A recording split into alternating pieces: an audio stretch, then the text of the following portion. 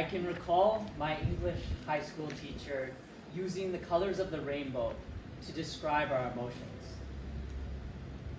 If someone were to see the color green, they'd probably feel envy or the desire to make money. If someone were to see the color blue, they're probably feeling a tranquility, a calmness, a serenity. But if someone were to see the color red, they'd probably feel anger. Yes, absolutely. And I can remember, ladies and gentlemen, at the early part of my life, I always saw red, and I don't know why. I had clothes, I had shelter, I had a good education, I had a family, but I would still constantly focus on the red. Here, let me paint you a picture. I can remember going in, this is like a typical day. Getting ready for work, I put on my suit, put on my tie, grab my briefcase, get outside, and I had this neighbor named Joy. And Joy, she would always ask the silliest questions. So I can remember, as I got outside, getting ready to go to work at 7 a.m. in the morning, and there's Joy, watering the plants. And she said, "Hey Matt, going to work?" And I was like, of course I'm going to work, but I felt like saying, "No, Joy, I'm going to dance class at 7 a.m. with my suit and my briefcase."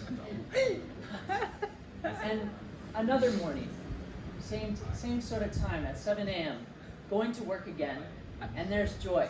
And I get to my car, and I find a flat tire. And there's Joy again, watering the plants. And she goes, "Hey Matt, flat tire?" And I was thinking, are you kidding me? Of course I have a flat tire. And it felt like saying, "No, Joy, the other three are just swollen." And as you can see, I started my day with seeing red. But it didn't stop there. I saw red at work as well. I would always put the best effort in at my work. And my boss, he would constantly criticize me, nitpick every little detail. And it would make me see red as well. And I thought, okay, finally I can get home and get some peace and quiet. But I saw red at home as well, because my mom was learning how to use the internet. And I can remember I was busy away working on a project, and she always would come in at the worst times. Do I have any moms in the crowd? She would always come in at the worst times. And I can remember she came in one time, and I was working away on my project. She opens up the door, and she goes, "Matt, how do you log on to the internet?" And I was like, "Mom, you click the internet icon." And she said, "Which one is the internet icon?" And then I said, "Mom, it's the one with the E that says Internet Explorer." And then she said, "Well, how many times do I click?" I said, "Mom, you just double click." And then she said, "Well, which one do I click, right or left?" And I was like, "Mom, you double click with the left button." And then she said, "Well,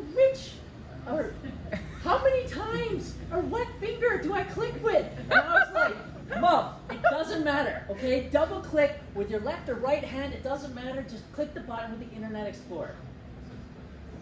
And as you can see, I was in this vicious, perpetual cycle of redness.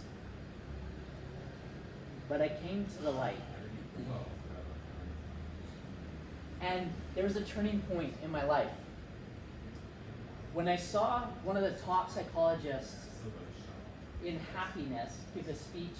His name is Dr. Dan Gilbert. Does anyone know Dr. Dan Gilbert? Okay, he's a master in happiness. And he gave this speech, and at the beginning of the speech, he held up a piece of paper like this. And he asked the audience, and he said, "What do you see?" And someone raised their hand and said, "I see red." Another person raised their hand, and they said, "It's a trick question. I see a red dot." And then one other clever person said, "I see a perfectly prestige white piece of paper with a red blemish on it.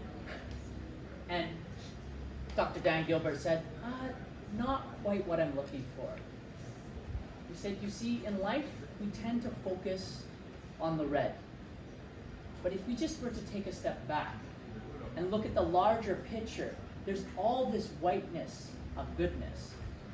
And often, when we see others, we look at the negative side of them. We look at the blemishes inside of them, the worst aspects of them. But next time you see someone or you come across someone, I would encourage you to take a step back with me and see the larger picture of goodness. Determined to change after that speech. Next day, I went out, got my suit on, got my briefcase, getting outside, and who do I see? Joy. Yes, there's Joy watering the bushes again. And she said, hey Matt, going to work? And instead of seeing red, I took a step back and I said, yes, Joy, I am going to work. Thank you for taking an interest in my life. And then at work, I also decided to take a step back and not just focus on red. When my boss criticized me for my performance and nitpicked every detail, instead of getting mad and seeing red, I decided to take a step back. And I said, hey boss, thank you for taking an interest in my life. I really appreciate it, and you're investing in my future. And at home, with my mom, who's logging on to the internet, I decided to take a step back and not just see red. And I said to her, hey mom, I'm gonna teach you how to log on to the internet. And I'm gonna do it with patience because you had patience with me growing up. So my friends, I would encourage you to take a step back in your life. And do you focus on red in your life? Can you take a step back and see the larger picture of goodness that life has to offer? And my challenge to all of you is next time you see the 7 colors of the rainbow, don't just focus on the red. See all the 7 beautiful colors. Because at the end of the day, you may just find a pot of gold. Thank you.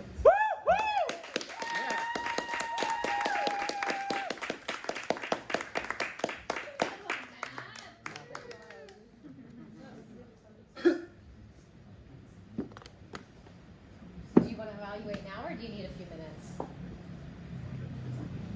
Yeah, I'll challenge myself.